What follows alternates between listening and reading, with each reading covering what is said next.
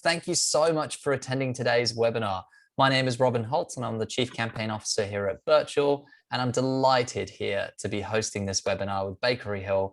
Andrew, it's been fantastic to work with you so far, and I'm really excited that we've been able to work together on your investment offer here at Birchal, and here today to give everybody an opportunity to learn more about your business and more about the upcoming investment offer. So Andrew, I'd love to throw over to you quickly to introduce yourself.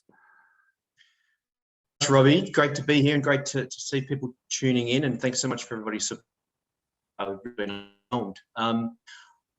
Shout out to my father David, who's resting up actually in hospital with back at the moment. So thankfully there's no surgery or anything needed, but he just needs to rest for a little bit. But I've got his little doppelganger brother Bayswater Baker here sitting. He can help us with the webinar at some point. Yeah, fantastic. Really excited about what we're doing with Birchal and with everybody involved. Where do we start? Probably back in 1999. My father David started our distillery. He was a chemistry teacher before that. Yes, he does look a little bit like Walter White as well. But he decided to go down the legal drugs side rather than the illegal drugs. So that was probably a good call. He set our whiskey distillery up here in Bayswater on the outer eastern suburbs of Melbourne, and it was the first single malt whiskey distillery on the mainland of Australia for probably 20, 25, 30 years. So it'd really been a hiatus in whiskey production. A couple of the Tasmanian guys had started a few years before him, but he was the first back here on the mainland of this, I guess, renaissance in whiskey production. We've been madly making whiskey here ever since. So what's that, 23 years, going on 23 years? Really just trying to keep up with the demand. I mean, the demand for whiskies has gone through the roof over the last sort of 10 years or so. And as most people may or may not know, whiskey takes many years to mature in a barrel before it can actually be ready to be sold. So the big problem for whiskey production is you make the whiskey now, you can't sell it for 7 or 8 years. So we've continually had that sort of 7 or 8 year lag where we make whiskey, which we think will keep up with the demand, but the demand keeps outgrowing the supply. So we've really just needed to sort of double down and keep doubling down, making the stuff so that we can satisfy that demand. Hence, what we're looking at doing with this exciting crowdfund, which will assist us in relocating our distillery to a bigger and better distillery in the inner northwest suburb of Kensington here in Melbourne, just 2.5 kilometres from the city, where we'll finally be able to open up a cellar door retail bar experience, as well as have the space to be able to produce double to triple the amount of whiskey literally as soon as we start. Yeah, it's been a big 22 years. But this is really setting us up now for, I guess, the next 20 odd years of growth and exciting times ahead. So we want to bring all these lovely people along the journey with us. Fantastic. And really, just to give people a bit of context into what we'll be covering today, there's quite a lot of you attending here, and what we really want to do is make sure that your questions about the upcoming investment offer are answered. So Andrew, what I'd love you to do is run us through a little bit more about the business and sort of the investment side of what's coming up and why you're raising funds. You've already given a little bit of insights to that already, which is fantastic. But what I'd like to allow everybody to do here is actually start asking their questions in the Q&A box, because what we're going to be doing is, while Andrew's giving us a bit more insights into the upcoming investment offer, the use of funds, and what the future of the business looks like, we're then going to answer all of those questions with the remaining time that we have in this webinar. So I'd really love to encourage everybody to ask as many questions as possible about Bakery Hill Distillery or Birchal if it's your first time investing, so that we can cover them in this webinar. Yeah, fantastic. Yeah, questions, you know, when we're doing our whiskey tasting sessions and events, questions are the most important things, guys. So really get cracking on those. It saves me and Robin just talking to ourselves for the next hour, which we could do, but we'd love to have feedback from you guys. Right. So a little bit more about the offer and what we're trying to do. So we've secured a new facility in Kensington. It's a beautiful old red brick building on Macaulay Road, right near the train station. We have our builders in there as we speak, starting to do the fit out and the setup. We anticipate around September-ish will be when we can start moving all the stuff from here out in Bayswater down there to reset up. And we want to then get cracking straight away with whiskey production. As I said, double the batch sizes that we're doing here straight away. And we want to get our cellar door experience open to the public as soon as possible. So what we're looking at doing with this raise is it will really assist us in getting that cellar door experience set up and open for you guys to come and enjoy. So we can get our tours running and events, and you can bring your private functions down. People can start looking at Christmas parties, those sort of things, as well as getting our staffing sorted so that we can actually hit the ground running with that front of house experience as well as the production side straight away. So we've been spending the last probably 2, 3, 4 years getting all of our ducks in a line to work out where we wanted to move, what's the right place, what's the right size, what's going to set up us for the next 10, 20 years. But we want to really, we want to get to this point a little bit faster, and we really want to kick into gear so that we can start saying yes to more opportunities down the line as well. We've actually had to restrict a lot of the places that have been able to sell our whiskey. We've had to reduce exports. We've even had to reduce some of the volumes that people have ordered purely because we haven't had enough whiskey on hand. So we really want to try and get our whiskey supply to a position where we can start saying yes to more of these opportunities. Yeah, that's fantastic. And we've already seen a few questions come through, and I'm really glad that these types of questions have come through, because they are typically the ones that take the longest for us to go through and answer in detail. So we've got a question here from Nick, who's curious as to why you're choosing to raise funds through Birchal / sort of equity crowdfunding as opposed to traditional banks or private equity finance.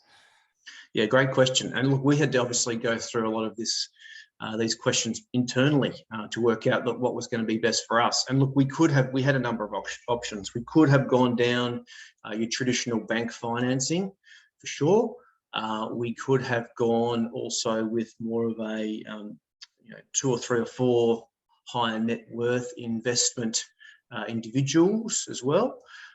But for us, it was really, I mean, we've spent decades building a really loyal fan base and a real loyal group of enthusiasts. I've even got our special enthusiasts t-shirt on today, who really have supported us. They buy the whiskies as soon as it comes out. Shout out to any of our Bakery Hill enthusiasts who have tuned in as well.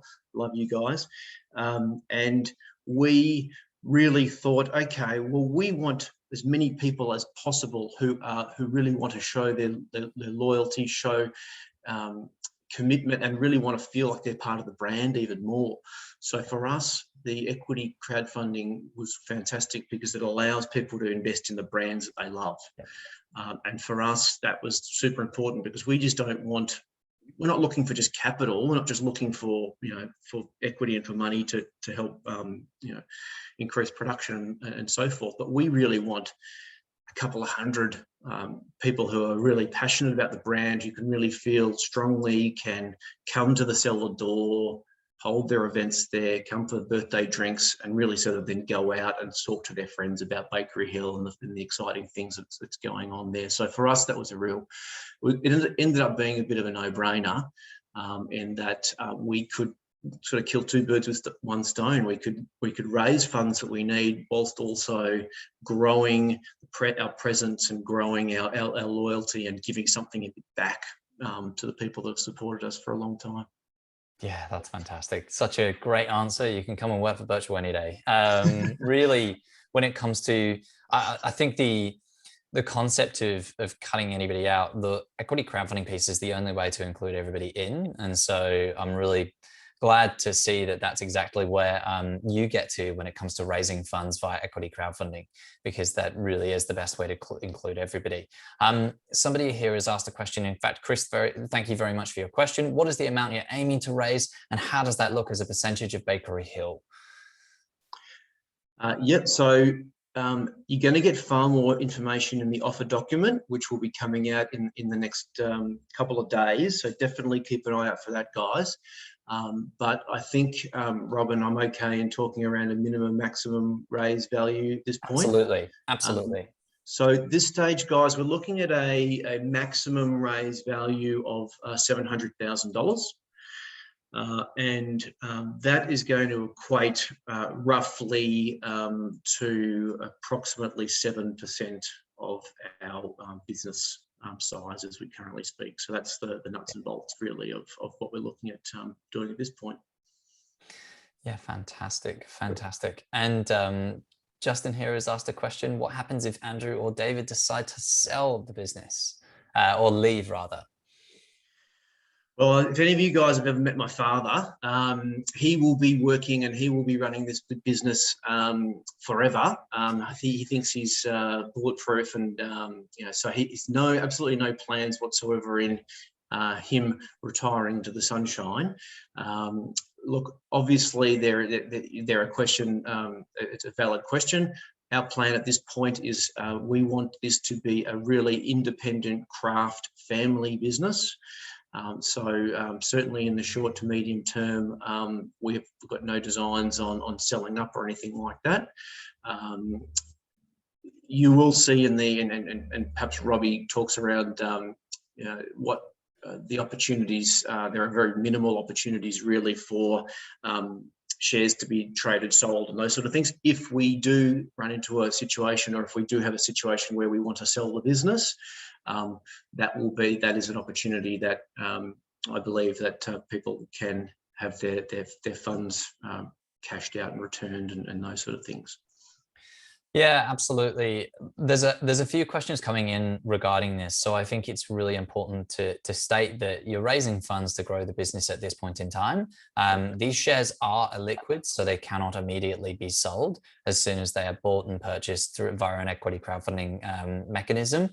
The opportunities that might be out there that the business might potentially decide further down the path, which could provide a liquidity event, could be an IPO, could be a trade sale, could be dividends. But ultimately, the main point here is that the funds are being used to go on and grow the business, and that's the main focus right now. So we can talk about what might happen in the future, but it's a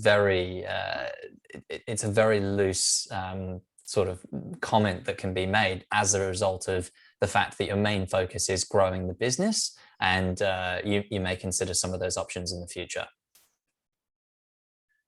I think if I can also just put some context around that, Robbie, is that where we are currently, I guess, our position in size is about to grow quite substantially with this new cellar door experience, with our production capacities going up. So what I think people should be looking for is that they can see that Bakery Hill is really on a forward progress, and that in 3 to 5 years it is going to be a far bigger business than it currently is. Therefore, that is an opportunity for their capital to increase in value.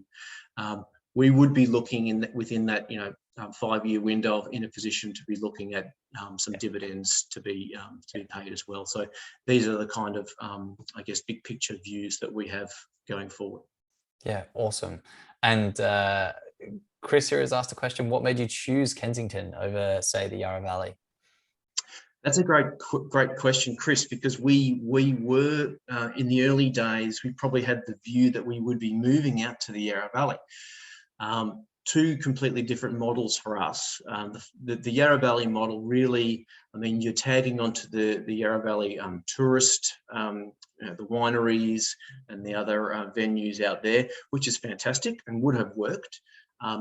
What we would be looking at there is you're getting holiday makers, people coming on day trips over weekends, obviously a lot of tour groups, buses, those sort of things, versus the inner city Melbourne model, which is the one we've decided to go down, which really we feel that we want to be that local area distillery where you've got your local brewery, you've got your local distillery, and you are that that home hub for the inner north of Melbourne, so that people can come here midweek, of an evening as well.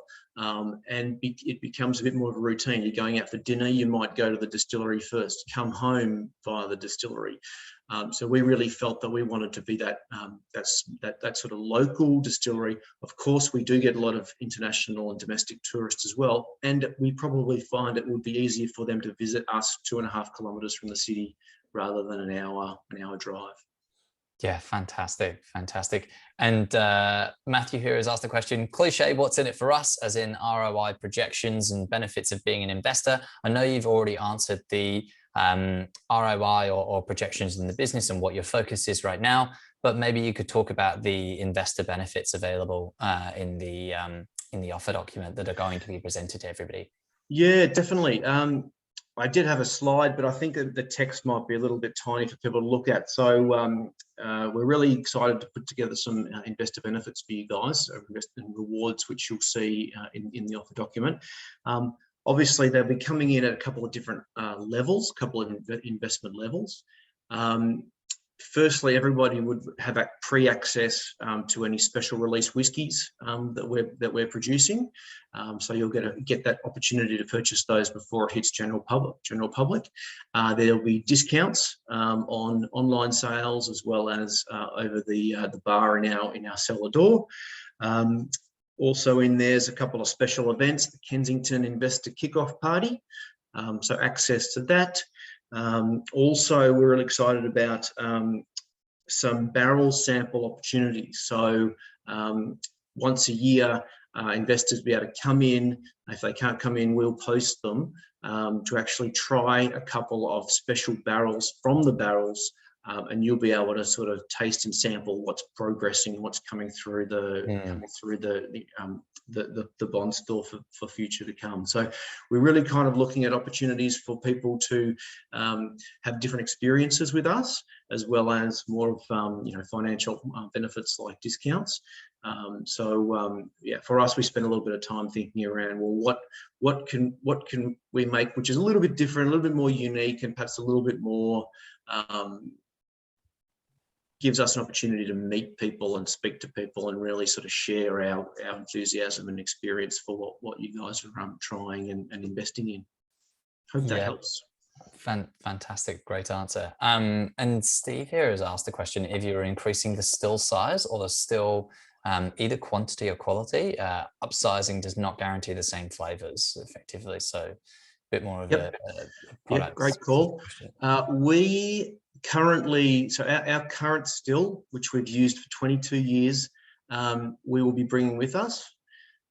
We will be shortly investing in a second still, around 3 times the size. That will be used, if you guys are au fait with your whiskey production terminology, is there's 2 distillations along the way. You've got your first distillation, which is your wash distillation, and you've got your second distillation, which is your spirit distillation. The new still will be our wash distillation. So that will be the first distillation, basically distilling the wash or the beer. We're going to keep Steve the still, our current still, for the spirit distillation or second distillation. So that way we'll ensure that the critical second spirit distillation is from the same still. Even that washed still will be the same shape, the same, it'll be larger, but it'll have the same dimensional size, and it will be from the same still engineer. So we're trying to obviously keep consistency with exactly what's going to be coming through. Interestingly, when we set up our kit down at Kensington, we're going to try and keep it as close to as possible what we've got set up here at Bayswater, again, to reduce risk of changes of the spirit. There is always going to be a slight risk that there will be some slight flavour differences along the way, because you're not going to be able to replicate the exact power and how the stills are powered, how the pumps are generated, water pressure, these sort of things. But having said that, we've got 7 to 8 years to work out that, because that'll be when that first Kensington whiskey starts coming through because of that long delay. So we can sort of get a bit of a heads up on what's happening. Yeah, that's great, because you've had a couple of questions here around doubling the output, and will that decrease your quality? Really, I'm sure you get these questions all the time. So. We're, as you guys probably know, we're pretty small in the market at the moment. For us, we cannot compete on the scale of the bigger distilleries, and we don't want to. We can't compete on a cost basis with the larger distilleries of Scotland. We can, Dad was very clear on this when he set up, but we can absolutely compete on quality. So every decision we make in our whiskey production is, will it make the whiskey better? And if it's not going to make the whiskey better, we will not make that decision. We mature our whiskies pretty much longer than most other Australian distilleries, because we find that the whiskey here needs about 7 or 8 years to get to a point where we're 100% happy with it. We're not going to take any shortcuts to bring it out any earlier. Our competitive advantage is making the best quality whiskey we could possibly make.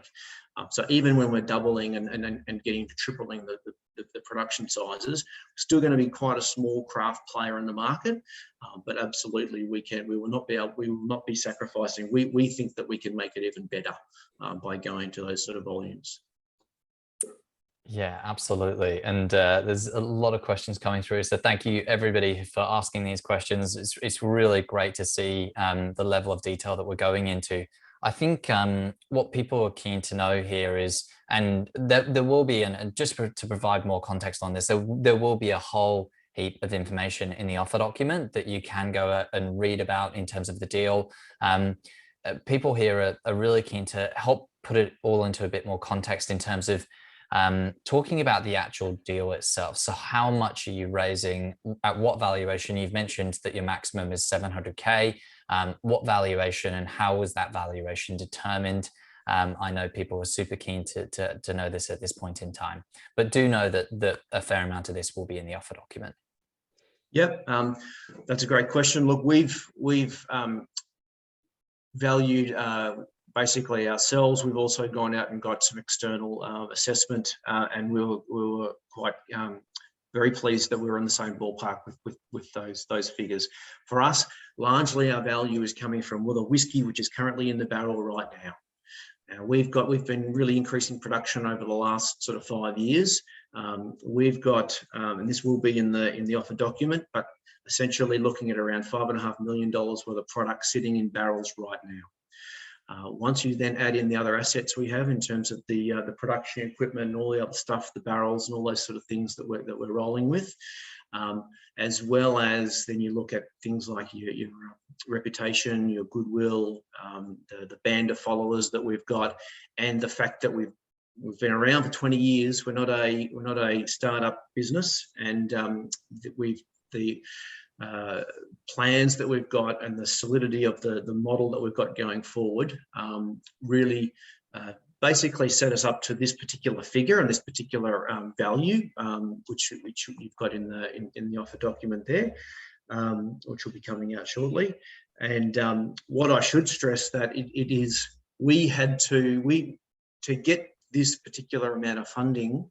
Obviously, you guys are coming in at a fantastic time, and people are going to be jealous in the future when they realise that the opportunity that he had here now, because what we position and where we think the business is going to be growing in the next 5 years, it's a good opportunity to invest. And we just didn't want to throw out 7% of the business of people, but to get to what we want to set up here in Kensington and to get cracking on production, we needed to get a little bit of we needed to get a bit of capital in so that you get the whips cracking and start making whiskey rather than doing all sorts of other business meetings and plans and all those sort of things. We need to get back to our core business, making whiskey and creating whiskey experiences for people.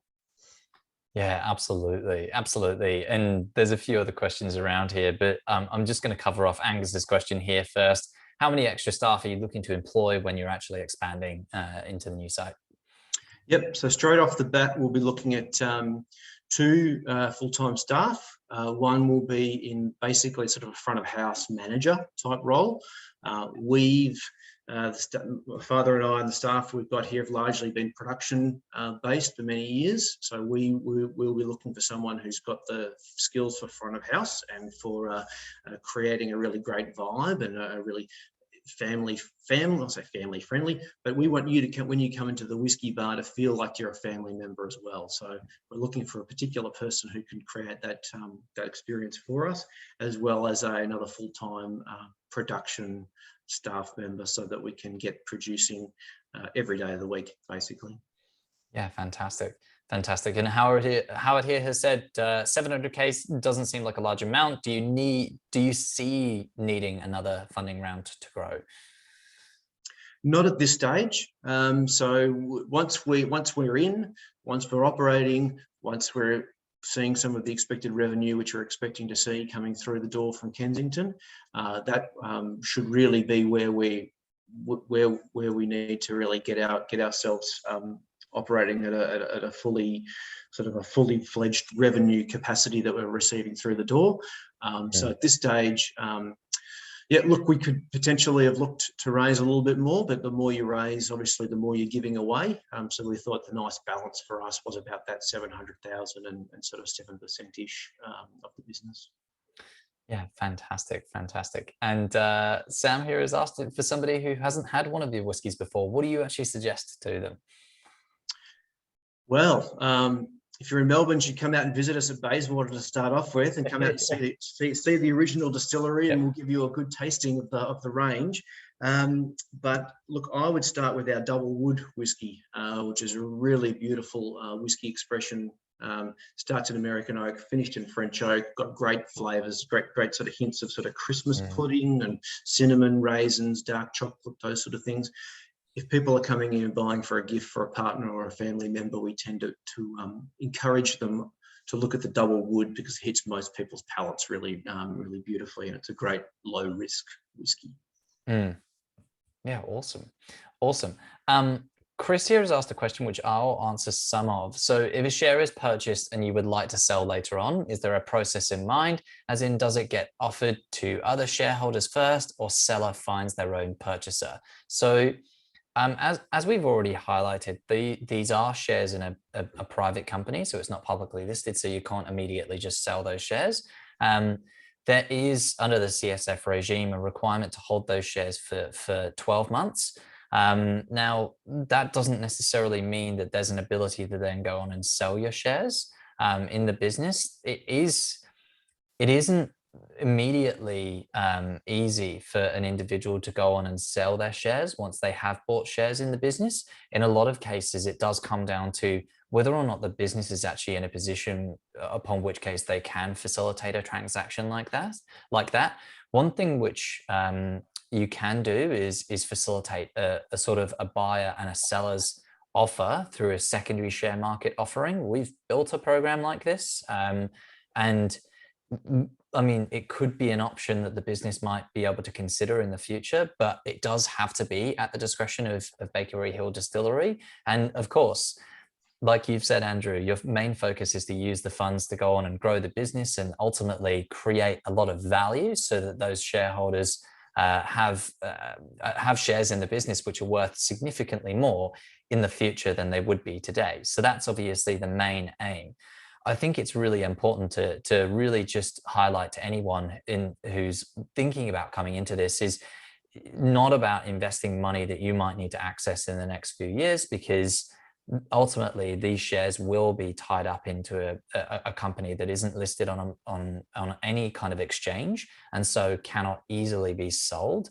Ultimately, you're getting involved in the business at an early stage, and therefore you're really just focused on what's it going to be able to achieve in the future, what's its plan to be able to do that, because ultimately the exit event itself can happen in the future, but that can only happen on my basis and judgment of what the business is looking to achieve and where it might be. So it's really about what the future may look like for the business itself and how much value it can create.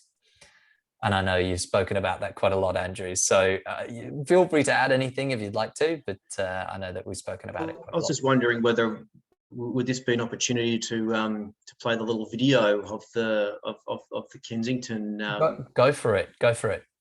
setup? So yeah, so just to whet your appetites a little bit, crew, we've got a little bit of a video of the fly through of the new Kensington distillery. Now, this is very much a draft model and very rough and ready at this point. Can you see that? Yep. Yeah, really, this is, I guess, an artistic expression of what we're going to be looking at setting up, so that you can sort of see where your hard-earned money will be put towards. So the exciting thing here is coming through, and on the right-hand side, you'll be seeing the stills and the tasting area.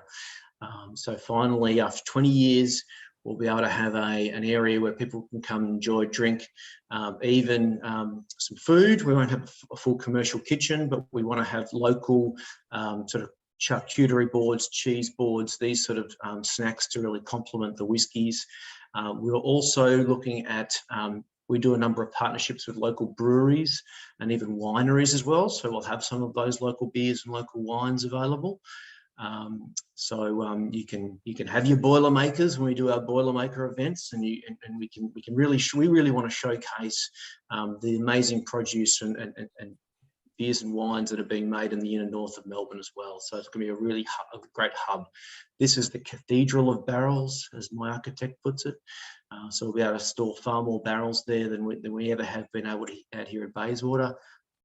Obviously perfect for when we're running our tours. We can bring people through and show them all these different areas. Special events, the roller door there can be whipped up out the front. You can get a food truck in, so we can even have your office Christmas parties, your birthdays. Local whiskey clubs can have meetings with us, and all sorts of other different opportunities. And there's the sort of the flyback. So Macaulay Road, main road frontage, 200 metres from Kensington train station, right near the new North Melbourne train station as well. So walking distance from lots of different things. So yeah, that's we're excited, and I hope that sort of shed a little bit of a light on what's going to be looking at popping up in the next few months. Fantastic. And I can see that there's a number of different questions, more diving into some of the specifics, and I can see a couple of questions actually from that video. So thanks very much for showing us that, Andrew. With regards to next question here, he's keen to know a bit more of a breakdown on the 700K, and that's your maximum target in this investment offer. So say you raise $700,000, where does that go? In terms of your breakdown for the new cellar door, production capacity increases, marketing, etc. This will be broken down in the offer document as well in terms of the dollar amounts. Yeah, good question. Now, from memory, from a maximum raise of 700,000, once you take out the fees for the raise, it sort of brings you in at about your sort of 660-ish. We had, from memory, around 200,000 aside to finish the cellar door, because we'll be funding most of the cellar door build ourselves. Around 100 for new staff, and the remaining 350-ish or 360-ish was on whiskey production, increasing whiskey production over the next couple of years. So that's really the breakdown of the full figure there. Yeah, awesome. And there's two questions here, which are actually, I'm keen to tie into one another, because Gobi, I can see that you've asked a question. You've said, I'd like to invest 100K into your co. Andrew, I'm sure that's a very thrilling piece to hear. So what does that get me in terms of ROI? I know that we have talked about the ROI, the future growth of the business, and what you're really focused on. If you have anything really specific that you'd like us to answer on this session, please do add an additional question in there, because I know that we've given some more context to this. But also, you've got a question here around, will investors be a part of deciding what direction the distillery goes in over the next 5 to 7 years? So I'd like you to maybe talk a bit about investor communication and really what you'll be involving investors in over this journey. Well, that's a great question, and it's something I'd written down. I was hoping that if it wasn't raised, that I'd talk about it myself. We're not just looking for people just to give us money. We really want we want our investors to be active parts of our business. So whether that be, I was just thinking ideas around, we might go through and say and start going out to investors and saying, these are a list, here's a bunch of different whiskies we've got coming through the ranks. What do you think our next whiskey release should be? Put a vote in, talk about what we've got 5 or 6 to choose from. Which ones do you think should go?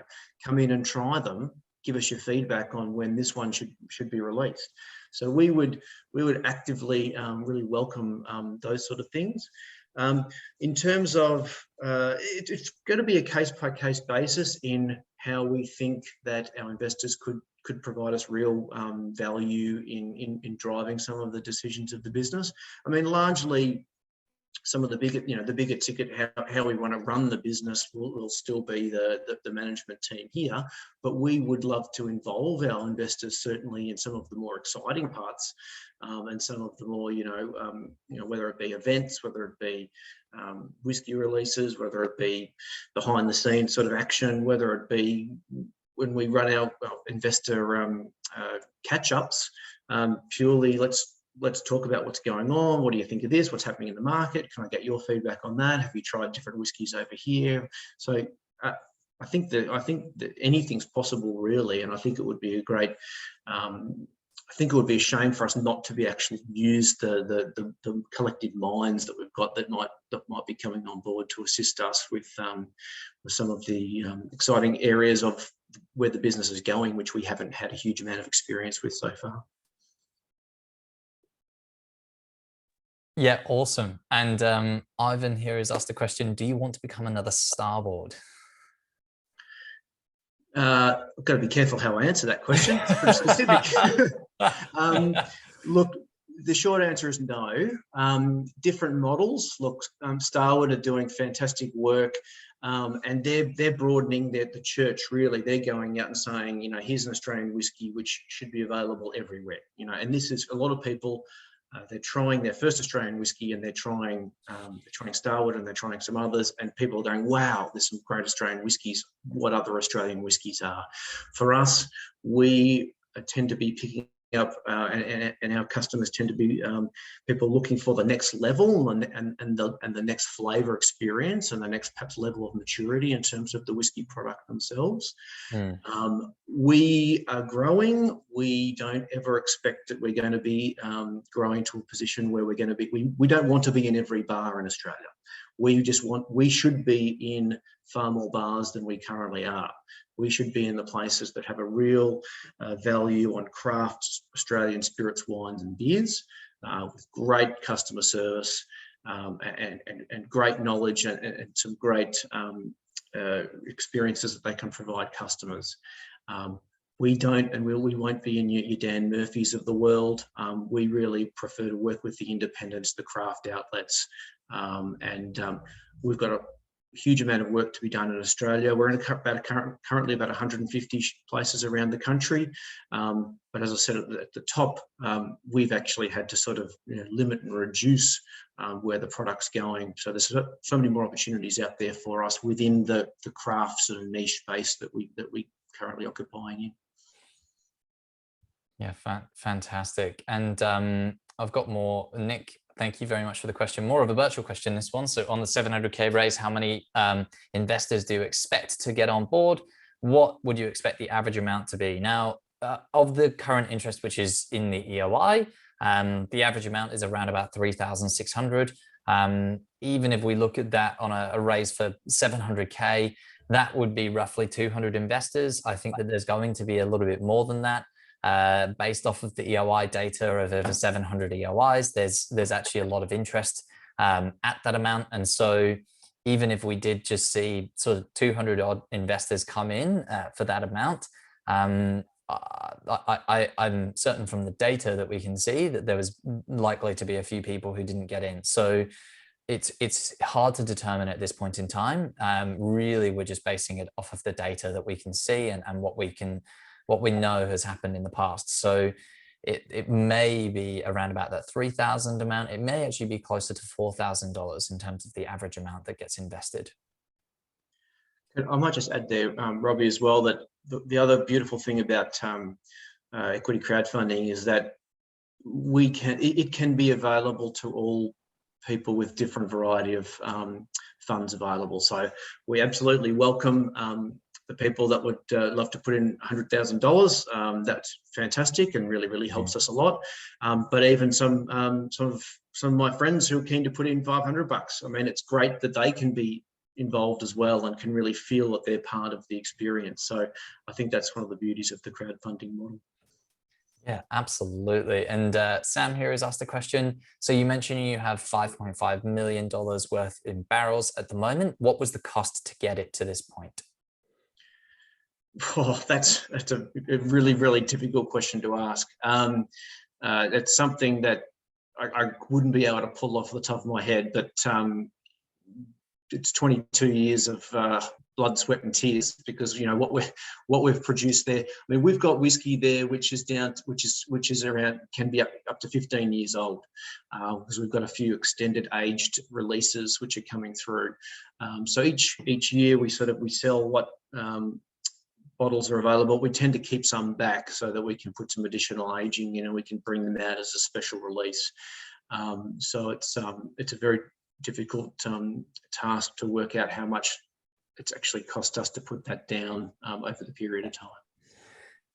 Yeah, absolutely. And Tate here, you've asked a question, can prospective investors expect a yield from these shares? I know that we've covered that in a fair amount of detail, but you mentioned alternatively of non-performing, what facilities are in place to help de-risk any potential investment?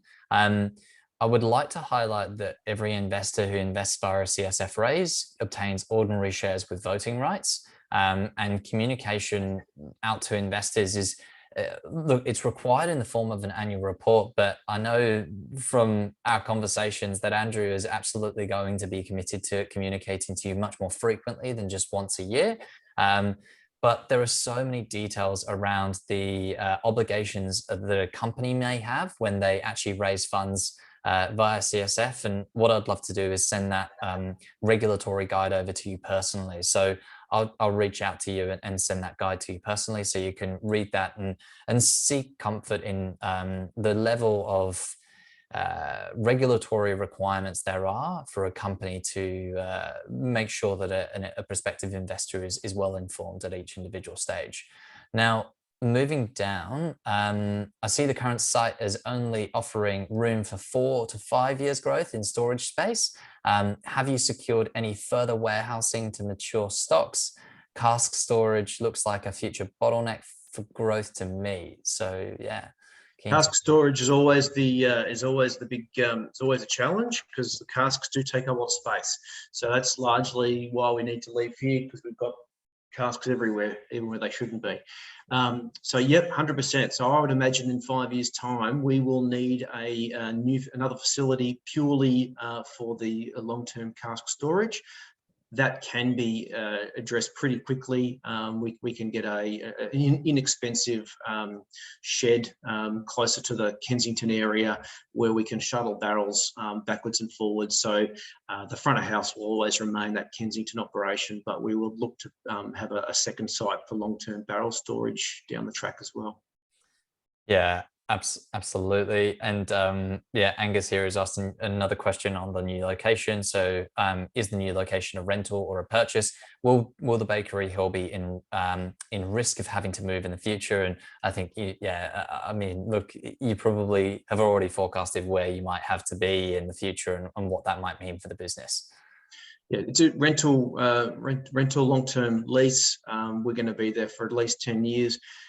For us, we don't want to move again. If we ever had the opportunity to purchase, we would be looking at purchasing that site. It is a real pain to move So for us, we do not want to be doing it very often at all. Yeah, so for us, once we get this over the line, we want to do everything we can to secure that for as long a longer period of time as we can. Yeah, awesome. And you've had a question here. Is there a minimum amount an individual can invest for those who are big on enthusiasm but low on capital? I think we had $250, Robbie. I think that was where we've landed. So hopefully should be available to as many people as possible. That was where we got to, Gobi. I can also see your requests to chat with Andrew or David after this. We'll pass those details on so that is nice and easy. I can see some questions over here around, will the financials be provided to investors, both past and future? So the offer document, which is going to be released as soon as the investment offer is live, will include the historical financial figures. It won't include prospective financial figures. Now, generally, the reason being is that companies at this stage, ASIC is very focused on protecting retail investors via the regime, and they really do want a company to present a factual, much factual information as possible. And as such, historical financial figures are generally okay, and financial forecasts are generally very hard to provide a reasonable basis off the back of. Now, they will be provided in the offer document, and the offer document will provide so much information on the growth of the company, the future opportunity, with which the company is basically looking to tap into and unlock as a means of this capital raise. So, Andrew, I'd love to throw to you and ask you to perhaps elaborate on this point in a little bit more detail around past and future financials. What I might do, if I've prepared, I've got a little graph here, and it's I might share it. If I go to share, I'll show you the number of bottles effectively that we've got available, and we'll show you how that is actually increasing. You'll struggle to read the numbers at the bottom, but you'll get the idea on the trend data. So basically this 2019, and now we're getting, this is 2027 and up to 2028. So you can really see the amount of whiskey that we've got increasing and starting to really exponentially increase in sort of 3 or 4 years' time. So for us, the focus has been for many years on making more whiskey. So for us and our financial model, and you'll see this in your offer document when it comes out, largely every dollar that we've earned in revenue has been replowed back into making more whiskey. So you'll note in terms, revenue and profits are modest but growing, but our asset base of whiskey in barrel is increasing a lot. So that is a headline figure, is that the assets are increasing hugely for future sales. So that's what you're really going to be looking at. So we anticipate that, for example, last year we had 2,500 bottles of whiskey available for sale. Every bottle of whiskey we've ever sold gets sold as soon as it's ready. So aside from ones we deliberately keep back for aging, so there's the huge demand is there. We have approximately 3,500 available next year, growing to 7,000 in 2025, I believe. 2026, and up to 10,000 a couple of years after that. So that's really where we're going. And for us, it's really around what is the most profitable and most efficient way for us to use the sale of each bottle. Now, we have largely, I'll stop sharing that now because you've probably seen that. Our model has been largely make whiskey here at Bayswater, sell the bottle. Yeah. So approximately 45% of our revenue has been wholesale sales, approximately 45 to 50 retail sales, and a little bit 5%-ish on events, distillery tours, tastings, those sort of things. But we've really been limited by our Bayswater distillery here.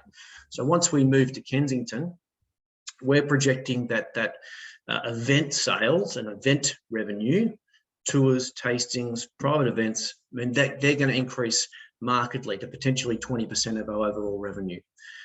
Our retail sales will probably have modest increases, probably from up to 50, 55%.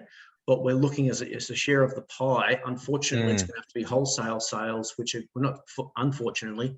Fortunately, we're prioritising retail sales and event revenue and over the bar revenue over wholesale sales for the first 2 or 3 years. That's purely because we've got obviously limited amounts of whiskey available. Now, once we start increasing our production of whiskey, we can then look at increasing our wholesale sector, increasing exports, turning exports back on again. Because we used to export to France, Germany, Sweden, and a bit in Japan. We've had to reduce that so that we've prioritised the local demand. But we can always turn back on exports whenever we'd like. But for us going forward, it's that Kensington over the bar sales, event sales and retail sales over the bar and via the Kensington cellar door, as opposed to focusing on the wholesale, which we have been focused on for the last 20 years. Yeah, absolutely. Absolutely. And I think a question that ties in really well with that is Stephen's question. What is your current output at the moment? Bottles, litres per year? Yep. So as I said, this year it's been around about 2,500 bottles, 2,500 to 3,000 bottles. And then that's obviously going to be increasing up to 10,000 in about 6 years' time. And then we really can see ourselves going to 20 to 30,000 units per year would be what we can set ourselves up for with the Kensington distillery setup. Still quite small players in the Australian domestic market, but it will allow us to be in. We can start, doing more in the event space, the award space, the whiskey convention and tours, and going out and doing a bit more around the country as well. So that's what that additional product is going to allow us to do. Yeah, awesome. You've got a few questions here, which I'm really keen to try and get through. So we'll answer the ones that we haven't already covered in a bit more detail, and we'll try to do our best to get to the other ones and try and just go into the level of detail that I think everybody is looking for. But Justin here has asked a question: what your forecasts are on around whiskey and luxury item demand, and the business's growth potential with current inflation and interest rates increasing, people likely having to sort of tighten their purse strings over the next 2 to 5 years. I mean, look, everybody's getting asked this question at the moment, so I'm keen to hear what your insights are on this industry. Yeah, I mean, even I was slightly nervous of actually running this expression of interest campaign now, knowing what had been happening with costs of living and interest rates. But I've been absolutely overwhelmed by the level of interest that we've received. So it's really hard to pick. I mean, for us, we have grown very organically for a long period of time. My father, David, always said, look, there will be periods of boom and there will be periods of bust. Now, we we're sheltering ourselves, and we're not going to grow at a huge exponential situation by opening up 3 or 4 different venues around the place and putting ourselves at the risk of that situation happening. So even with the growth that we're looking at happening over the next 5 to 10 years, we don't want to overextend, so that if a situation comes where there is a downward spike in the market, we should be able to flex and to bend and to be able to work our way through that better than most. So that's really front of mind as well. It's really a proportionate and a conservative growth for what we want to be able to do. So no one's got a crystal ball, but if that does happen, I think we're in a position that we'll be able to work through it better than most. Yeah, absolutely. And you've had a couple of questions on this already, but the race seems a little tight from Ivan's perspective and on the light side for the future plans of expansion. Accordingly, why not seek more funding for a larger share of the company? If oversubscribed, then what basis of the issue? Well, it's a little bit of a wait and see, to be honest. Look, we don't want to be giving away any of the business, to be fair. But we have to give something to get something. So for us at this point, look, it's what we're prepared to offer is this scenario. If there is a situation down the track where we need to look, or we would like to look at a second round, perhaps the terms may not be as attractive to what they're being put out at this point.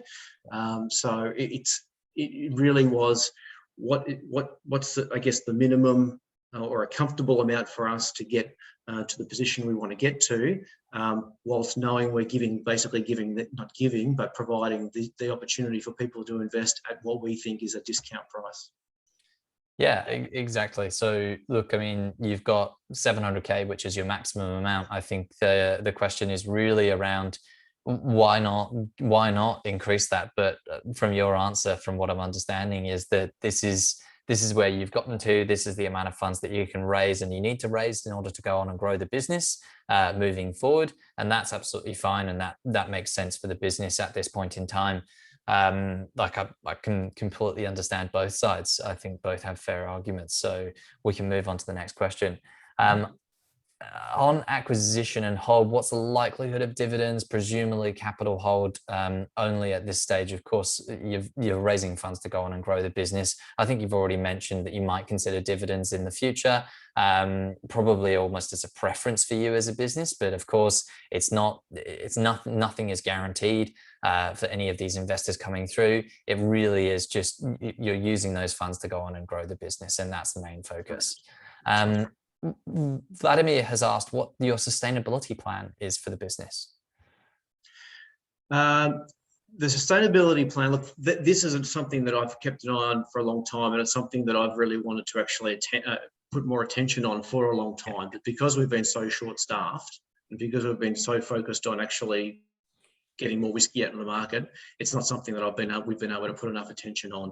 So for us, look, in terms of physical examples, we reuse the water in our brewing process. So once the water is heated, we can reuse it for future heating needs. The grain that we use for our brewing production is then picked up by a local farmer and goes out to feed his cattle. So we want to keep everything as we possibly can in the system and reuse, as much as we possibly can. There are other areas which we would like to focus on, so solar panels, some other energy reduction means that we would like to investigate and take advantage of in the coming year. But again, it's something that will be something that we will be able to turn our attention to really look at and put some resources into in the short term coming up. Yeah, awesome. And you've got another question here around basically the design of the new place. Is that finalized? Saying it may need some armchairs or fireplace to make it look nice and warm and inviting. I'm sure that's just a kind of a mock-up at the moment.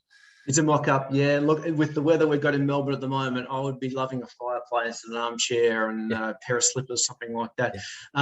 Yeah, we haven't quite got to the detailed design of the front of house as yet. We've been focused on the distillery itself, as well as just all of the bricks and mortar and the frames and those sort of things. So in the coming month, I think we'll really be sort of drilling down into what we're looking at having in there. Could be something that we actually shoot through to the investors for a bit of a preview, and maybe get some thoughts back and some feedback on a couple of things. So anything's possible in the next couple of months, that's for sure. Yeah, fantastic. And given you might have to protect yourself against loss of product, fires, floods, what insurance do you have in place? Everything's insured. So we've insured to a large percentage of the value of the products themselves. Obviously you're insured, you get money, you can't replace the product.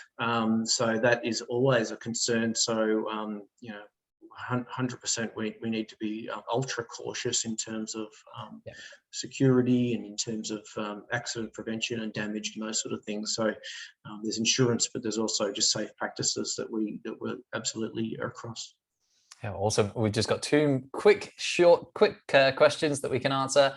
Tate here has asked a consumer question. Will the new Kensington distillery mean the introduction of 700 milliliter bottles? No, two reasons. 700 ml bottles, we've got to charge an extra price, an extra 20 odd %. So I don't necessarily want to increase the price point of our bottles by that amount. And then the other thing is our bottle is actually sort of really a bit of a trademark of ours. So I love going in and I can pick our bottle at any bottle shop, and I can pick it at any bar that it's served at. And it's actually built up a little bit of reputation of itself over the years, that it's such a unique shaped bottle. So at this point, I think we'll probably be sticking with that. Awesome. But thanks for the question, Nate. Awesome. No, great point. And Nick here has asked a question. Given the global supply chain issues at the moment, do you have any supply chain concerns, i.e. any potential issues with suppliers of malt, barrels and bottles, etc.? No, not at this stage. We don't tend to get large shipments all that often. So we might get a shipment of barrels in perhaps once every couple of years. Obviously, that will be increasing as we're increasing the production capabilities. Bottles probably come in a couple of times a year. Look, they probably are tending to come out a little bit slower than they used to, but for us, we tend to get an idea early on what the expected delivery time frame is, and we just have to make sure that we're a little bit more proactive and ordering them a bit earlier, just to make sure that they're here and on time and not holding us up in any way. Yeah, absolutely. And I've got a question for you. When is your investment offer opening? The investment offer is opening Thursday. So the 30th of June. So I hope everybody's got their alarm set or a countdown clock on, because we really, if you're interested and if you're really keen to invest with us, we would really appreciate you guys jumping in as soon as possible on Thursday. That really helps us sort of build the momentum of our offer. It really helps us spread the story and have other people get behind us.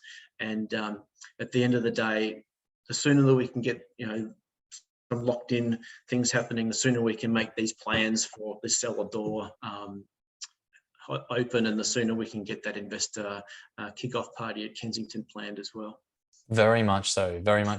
And really, for everybody who's on the expression of interest list, you will receive an email on Wednesday letting you know exactly what you have to do on Thursday in order to be able to invest. So if anybody is listening to this webinar and hasn't expressed interest to invest already, I will send you the link so you can go ahead and express interest to invest. And then you'll be on the list of people who will receive that early access, and then we'll email you on the Thursday as well as soon as it opens up. So Rosemary, thanks for your question there.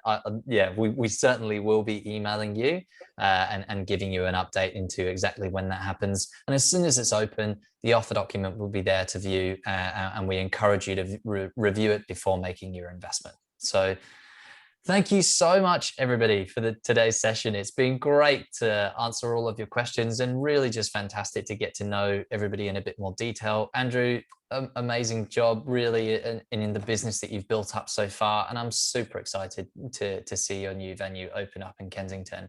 I'll throw over to you to say any final words. Yeah, well, I'm excited because apparently the Birchal guys might be having their Christmas party with us this year, so we'll definitely keep that booking for you, Robbie. No, look, thank you so much for tuning in, everybody, and again, thank you so much for your expression of interest. Yes, we'll get the offer document to you guys as soon as possible. Make sure you read it. Very happy. I think there might be an opportunity via the Birchal application itself, Robbie, for people to put some more further questions into us. So don't be afraid. Yep. Absolutely. As soon as the investment offer opens, there's a discussion board upon which people can ask questions. But from the email that I send back to you, anybody can ask questions about the upcoming offer. Not only can they receive questions about making their investment, but I'll provide some contact details in case anybody wants to know anything from me in specifics to how the whole process works. But Yeah, I found this so educational in your business, and really, I'm very, very glad that everybody got a chance to have their questions answered. So, Yeah, we as I said at the yeah, very start, look, we can't wait to have a legion of people that we can, bring with us, and consider friends and investors after this, and that can really sort of help us take this business to the next step, and have a lot of fun along the way. So that's what we're in it for, and yeah. yeah, we can't wait for you to come on the journey with us, everyone. Absolutely. Thank you so much, everybody. And Steve, just to answer your question, yes, there will be a recording. I'll send it around to everyone.